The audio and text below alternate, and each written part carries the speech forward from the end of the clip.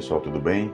Nós faremos agora a análise do artigo intitulado Institutos Federais, uma expressão particular das experiências políticas da classe trabalhadora brasileira do século XX. Nós vamos dividir as análises deste artigo em três partes. A primeira parte nós estamos publicando aqui em nosso canal do YouTube. Caso você tenha interesse em se matricular em nosso curso preparatório, basta acessar o link que está na descrição deste vídeo, ok?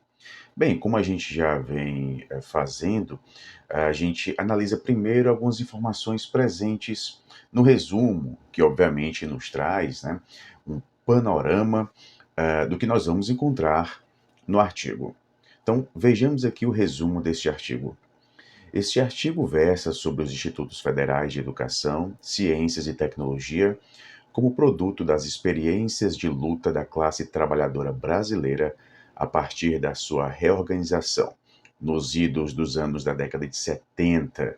Então, o que nós podemos visualizar aqui é um contexto social, político, né, que se passa no Brasil, sobretudo na década de 70. Como esse contexto contribuiu para mudanças importantes no que diz respeito à classe trabalhadora, como isso impactou na própria educação profissional que nós vamos ver, né? Inclusive o aparecimento de um partido político que foi de fundamental importância para a classe trabalhadora. Então a gente pode destacar aqui esse período, né, que é abrangido, né, pela ditadura militar, que foi de 64 a 85, mas o principal período aqui diz respeito basicamente à década de 70, tá bom? É o que nós vamos ver aqui nesse artigo.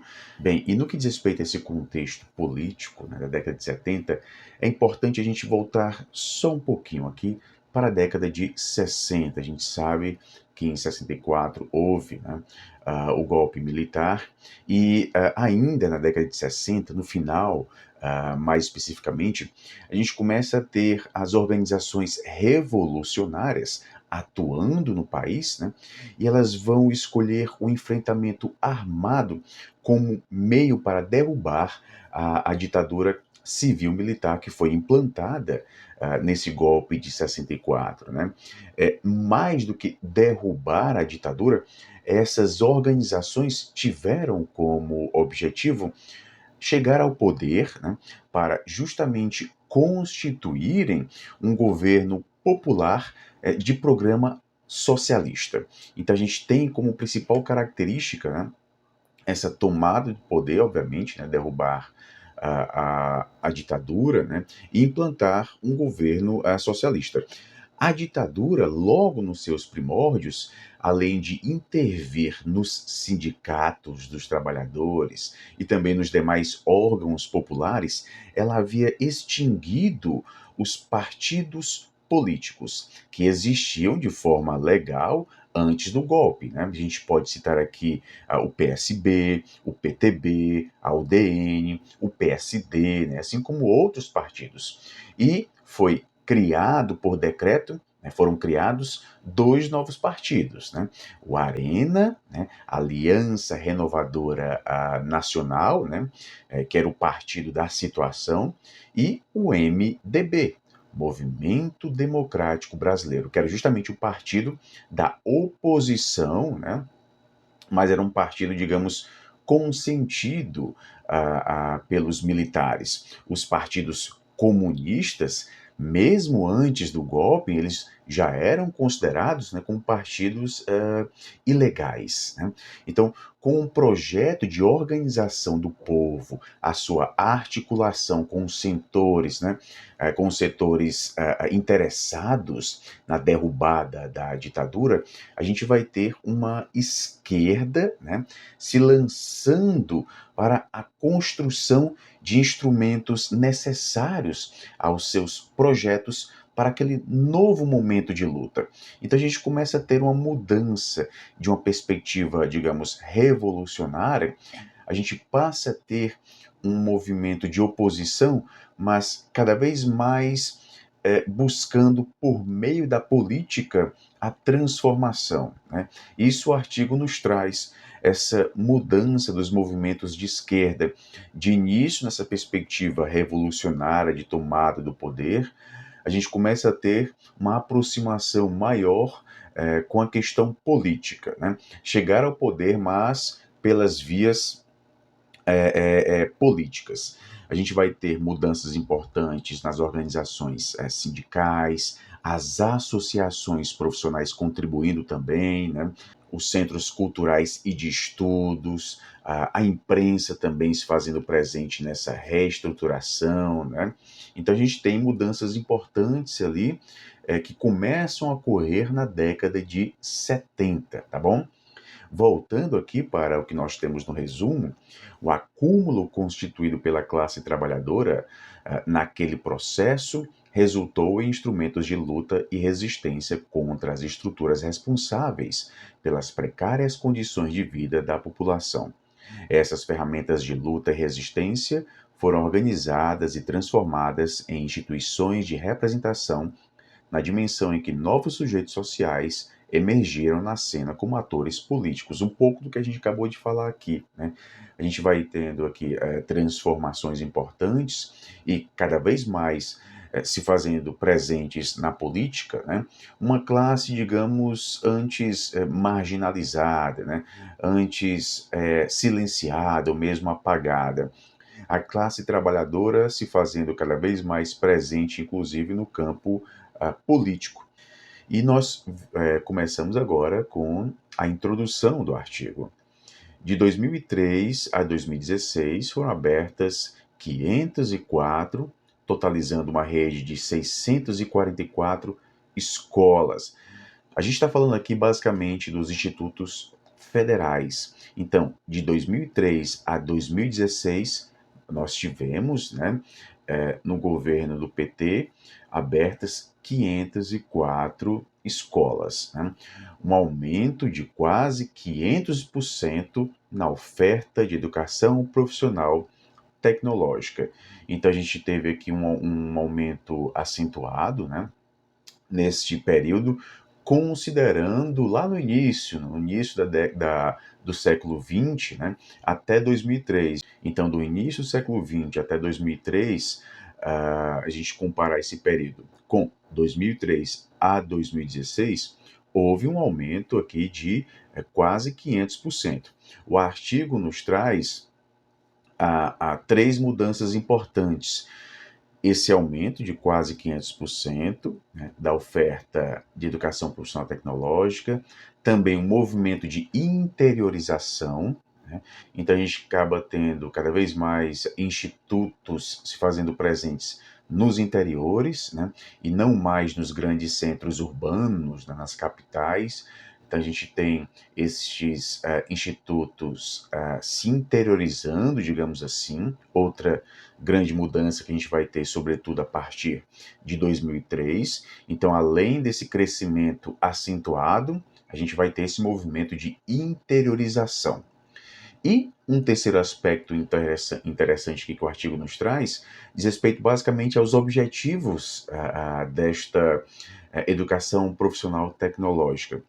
Uma formação cidadã voltada para a inclusão e a cultura democrática, e a contribuição para um desenvolvimento econômico local, regional e soberano. Então, a introdução nos traz três pontos importantes no que diz respeito à oferta de educação profissional tecnológica. Este grande aumento de 2003 a 2016, esse movimento de interiorização, ok? E também o destaque dado a esses objetivos, uma formação cidadã. E não meramente uma formação voltada para os aspectos práticos, pragmáticos, o mero fazer. A gente passa a ter aqui também uma preocupação com os aspectos teóricos, digamos assim, né? Então não se trata apenas de uma formação voltada para o fazer, né? As questões manuais, a formação que ela deve ser integral, né? Então, sem considerar aquela perspectiva da dicotomia, uma educação voltada para os aspectos intelectuais, né, uma formação propedêutica, né, ou seja, uma formação que prepara os estudantes para a sequência nos estudos, e outra formação profissional, né? Aqui, não. Né? Aqui há esse diálogo, a teoria e prática, tá bom? Então, o terceiro aspecto que a gente pode destacar e a introdução nos traz diz respeito basicamente a esses objetivos, tá bom? Compreendendo essas mudanças a partir da totalidade, né? Então, o artigo nos traz que, para a gente compreender as mudanças que impactaram, né, a educação profissional e tecnológica no Brasil, é muito importante que a gente tenha uma visão do todo. A gente não pode compreender essas mudanças, né, tomando por base aspectos isolados. Né? Então, a gente tem que ter essa ideia do todo.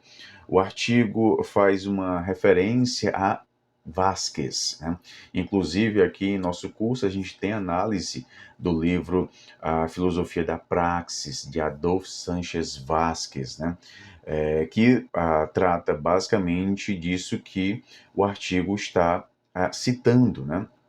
A questão da praxis, como se a gente tivesse aqui uma praxis individual e uma praxis coletiva. Né? Vejamos aqui o que o artigo nos traz. Para Vasquez, a essência não se manifesta de maneira direta e imediata em sua aparência, e que a prática cotidiana, longe de mostrá-la de forma transparente, não faz senão ocultá-la. Então vejam, para a gente compreender essa transformação, né, que ocorreu na educação profissional tecnológica, é importante a gente ter uma visão crítica, né, a gente ir aos múltiplos determinantes desta mudança, porque as aparências, se a gente ficar apenas no nível superficial, a gente não vai conseguir chegar ao que de fato contribuiu para essas mudanças. É preciso ir, digamos, além. Por isso que ele fala, longe de mostrá-la de forma transparente, né? Então, a questão da imediaticidade, da aparência, né? É como se fosse aqui uma espécie de escudo para a gente chegar àquilo que de fato contribuiu para essas mudanças. O executado nunca é a totalidade daquilo que foi pensado, ao passo que o pensado nunca é um produto de si próprio, mas determinado pelas condições materiais. Então vejam, o agir humano, né? Quando a gente pensa em fazer algo, esse algo a gente pode considerar como sendo o produto, né? O produto da nossa ação. Só que esse produto da nossa ação, né, aquilo que foi de fato executado, nunca é exatamente aquilo que foi pensado. Então a gente pensa em executar algo, a gente pensa em fazer vários projetos, né? E aquilo que é executado nunca vai ser exatamente o que foi pensado, né? Haverá sempre algumas mudanças, algo que não corresponde exatamente ao que foi pensado. Né? É justamente disso que a gente está tratando neste artigo, nesse trecho do artigo. Ao passo que o pensado nunca é um produto de si próprio, mas determinado pelas condições materiais. Então, quando a gente pensa em fazer algo, né, esse nosso pensamento, esse ato de projetar, ele é influenciado pelas condições materiais. Afinal de contas, eu não posso pensar em fazer algo sendo que as condições materiais tornam esse algo impossível. Então, eu projeto a minha ação, né? Eu projeto elaborar algo tomando por base aquilo que está à minha disposição. Né? Então, de certa forma, o pensado nunca é um produto de si próprio, ele é determinado pelas condições materiais. Então, aquilo que foi pensado, aquilo que foi produto, né, é obviamente impactado pelas condições materiais de um determinado contexto histórico, tá bom? Então, compreender as mudanças que ocorreram na educação profissional e tecnológica, para a gente ter essa compreensão, é importante conhecer o contexto material, né? Por isso que a gente tem aqui um destaque dado à década de 70, né? Que mudanças ocorreram na educação profissional e tecnológica na década de 70, na década de 80, né? Como é que a gente chega a essas mudanças? A gente pode simplesmente descrever as mudanças. Ok, mas por que essas mudanças ocorreram? O que contribuiu, né, para essas mudanças? É aqui que a gente vai mais fundo, né? A gente vai nessas múltiplas determinações. A gente sai do campo da aparência e vai para o campo já das bases, né? E é isso que o artigo nos traz, tá bom? Ao enquadrar a sua investigação na constituição dos movimentos sociais na região da Grande São Paulo, na década de 70, Eder Sader, a gente tem aqui uma referência feita à pesquisa que ele fez, né, realizou um estudo sobre os movimentos sociais que protagonizaram uma recomposição política da classe trabalhadora entre os anos 70 e 80. O autor constatou uma região em processo vertiginoso de crescimento, iniciado antes mesmo de 1970. Por conta da industrialização na década de 50, São Paulo se tornou a cidade que mais cresce no mundo. Então, o contexto geográfico aqui mais focado no artigo se passa, né, na Grande São Paulo, tá bom? É como se a gente tivesse os movimentos ocorridos ali, nesse espaço geográfico, se irradiando também para o restante do país. Mas o foco se dá aqui na Grande São Paulo, tá bom? Então, durante aqui os primeiros anos da década de 1970, a economia brasileira experimentou uma importante expansão que foi influenciada pelas políticas fiscal, monetária e também de endividamento que foram impostas pelo regime autoritário e beneficiada pela conjuntura econômica internacional, né? Então, o crescimento industrial no Brasil, né, que ocorreu nos anos de 1970, foi marcado por uma forte política econômica de desconcentração industrial, no sentido de São Paulo, né, para o restante do país. Então a gente tinha uma concentração industrial muito grande em São Paulo e com essa desconcentração, digamos assim, né, a gente passa a ter agora novos polos industriais espalhados pelo país.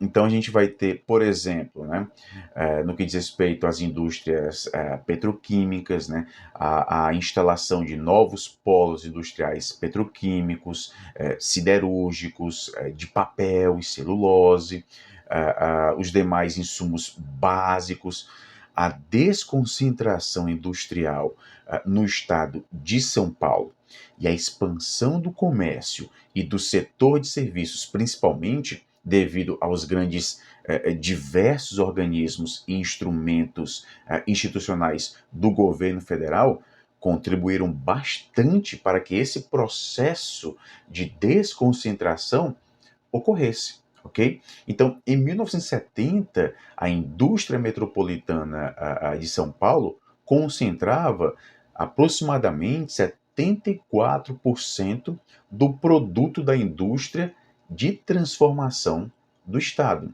Já a do interior de São Paulo, né, era responsável por aproximadamente 25%. Com o caos urbano da área metropolitana, o acelerado crescimento dos custos de aglomeração e o fortalecimento dos sindicatos metropolitanos, a gente vai ter vários segmentos industriais passando a se instalar em diversas cidades médias do interior paulista, como, por exemplo, Campinas, São José dos Campos, Taubaté, Jundiaí, São Carlos, Piracicaba, Sorocaba. Então, a indústria do interior paulista foi se modernizando rapidamente e os seus segmentos mais complexos foram ganhando expressão, tá bom? Então, no cenário de uma ditadura militar, onde todo tipo de reunião ou tentativa de organização vinda da classe trabalhadora era impetuosamente reprimida, qualquer forma de luta que pretendesse ser travada deveria levar em consideração antes a possibilidade de perseguição por parte das forças de repressão do regime. Porém, em 1974, esse quadro começa a dar sinais de mudanças. O MDB, um daqueles dois partidos, teve quase 4 vezes a votação da Arena no município de São Paulo. Resultados eleitorais que, ao expressarem tão fortemente a existência de uma opinião pública de oposição, abriram um campo de referência e legitimação para comportamentos de rebeldia, resistência, contestação. O autor do artigo aponta ainda para a atuação mais destacada neste terreno do que ele vai chamar aqui de 3 matrizes discursivas, ou 3 instituições em crise que abrem espaço para as novas elaborações. Então ele vai citar aqui 3 instituições, basicamente a Igreja Católica, os movimentos de esquerda e também os próprios sindicatos. Da Igreja Católica, sofrendo a perda de influência junto ao povo. Então, no momento do golpe, ali em 64, a Igreja Católica tinha uma influência muito grande. A gente sabe que ela participou ativamente desse movimento também, do próprio golpe. Surgem as comunidades de base, de grupos de esquerda desarticulados por uma derrota política, que ocorreu na década de 60, surge uma busca por novas formas de integração com os trabalhadores. Da estrutura sindical esvaziada por falta de função, surge um novo sindicalismo. Então a gente tem aqui justamente essas 3 matrizes discursivas: Igreja Católica, as modificações que ocorreram nos grupos de esquerda e também o novo sindicalismo. Boa parte dos movimentos surgidos nos locais de moradia da classe trabalhadora no ABC paulista nesse período têm origem ou sofreram alguma influência dos processos de organização promovidos pela Igreja Católica. É o caso dos relatos apresentados pelo autor sobre o Clube das Mães da Periferia Sul, do Movimento de Saúde da Periferia Leste. Então a gente tem aqui o Clube de Mães da Periferia Sul e também o Movimento de Saúde da Periferia Leste. Então, em 1972, grupos de bordado que se reuniam nas paróquias da Zona Sul de São Paulo formaram os Clubes das Mães. Eram unidades concentradas nas comunidades eclesiais de base da Igreja Católica e tinham como objetivo articular as demandas de mães periféricas que eram historicamente marginalizadas.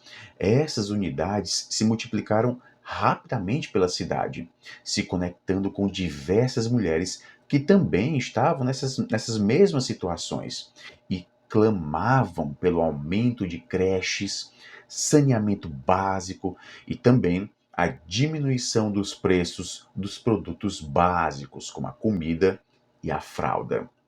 Em 1978, o movimento, que se converteu também ao nome Movimento contra a Caristia, ganhou destaque ao levar mais de 20 mil mulheres e filhos num protesto contra as políticas econômicas do governo, realizado na Praça da Sé. Isso em uma época marcada pelo boicote do regime militar, que impedia e controlava os fluxos nas vias da cidade e rodovias, a ponto de impedir a passagem de ônibus para dentro da cidade. No que diz respeito ao outro movimento, né, reconhecido por sua promoção, por suas conquistas, o movimento de saúde da Zona Leste, né, em São Paulo, teve início na década de 1970 e foi um dos principais pilares da construção popular do Sistema Único de Saúde, que ocorreu em 1988. Isso dentro de um pacote de transformações sociais que a nossa Constituição acabou trazendo, tá bom?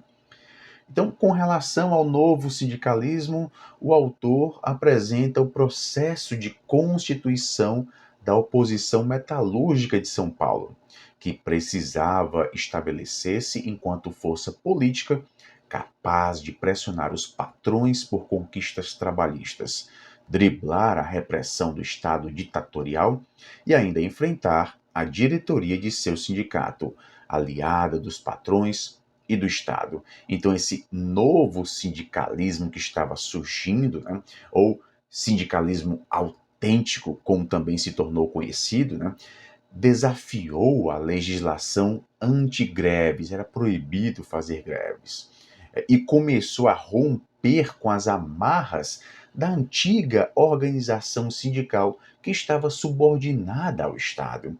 Esse modelo tinha sido implantado no Brasil antes mesmo, lá na década de 1940. Os trabalhadores impulsionaram a luta pela redemocratização, não somente por meio de greves, eles acabaram também criando o seu próprio partido, que foi o PT, em 1980, e criaram também a Central Única dos Trabalhadores, a CUT, em 1983. Os principais expoentes desse novo sindicalismo eram de uma geração, digamos, formada sob a repressão militar, que atingiu duramente os sindicatos e organizações políticas de classe trabalhadora. Essa nova liderança sindical foi se formando na medida em que os trabalhadores percebiam que o esgotamento do milagre econômico que ocorreu no início da década de 70, né, que havia promovido o crescimento da economia e também do parque industrial, ao custo de uma brutal concentração de renda. Esse modelo começou a falir a partir do choque de petróleo de 1973 e pela crise da dívida externa e pela estagnação da economia. A receita do regime para enfrentar essa crise acabou recaindo ainda mais nos trabalhadores, que eram submetidos a uma nova rodada de arroxo salarial. E nos grandes centros industriais, há um sistema de rotatividade, pelo qual as empresas promoviam demissões em massa para reduzir os salários de contratação.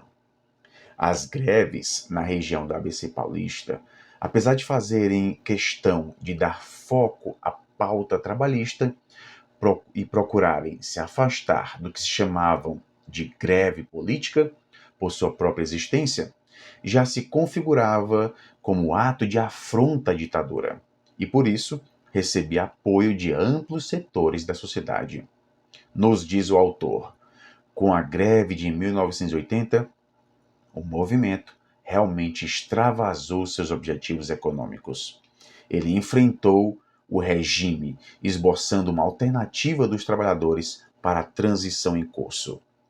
A respeito das correntes marxistas de esquerda, o autor relata um processo de grande dispersão e fragmentação em vários grupos pequenos, causado principalmente por dois fatores: a repressão estatal e as divergências políticas.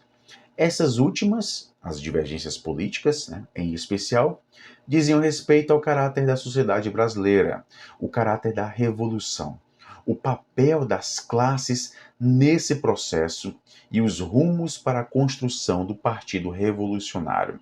Então, no que diz respeito a essas divergências políticas do campo da esquerda, né, havia essa questão: tomada do poder a destruição do Estado, porque o comunismo prega, né, a eliminação do Estado, não deve haver Estado. Então a gente teria, na verdade, uma ruptura radical, né, o próprio nome radical, de raiz, né? Então a gente começa a ter um movimento de esquerda, mas buscando a transformação por meio da política, né? E não mais essa ruptura radical. Então, é aqui que a gente vai ter basicamente essa divergência política, tá bom? Então, Partido Revolucionário, a própria ideia de revolução, ela vai, digamos, se reconfigurando, né? Não mais uma ruptura radical das bases. O que a gente vai ter aqui agora é uma mudança dentro do campo da política, né? As lutas sociais da década de 70 desafiaram, mesmo que incondicionalmente, os aparelhos de repressão do regime e constituíram-se no cenário nacional como uma qualificada força de contestação, recebendo amplo apoio de setores que se organizavam pela restituição do regime democrático no Brasil, que ocorreu, né, na década de 80, tá bom? Basicamente ali em 1985. Ok, pessoal? Bem, e nós finalizamos aqui a primeira parte do artigo. Vocês perceberam que o que nós fizemos aqui foi basicamente um breve percurso histórico ali da década de 70, um pouco da década de 80, né? Justamente nessa tentativa de compreender as mudanças materiais, né, que estavam ocorrendo no Brasil. E a gente vai ver como de fato isso acabou contribuindo para uma reconfiguração da própria educação profissional tecnológica aqui no país. Tá bom, pessoal? Então, no mais é isso. Bons estudos a todos e até a próxima.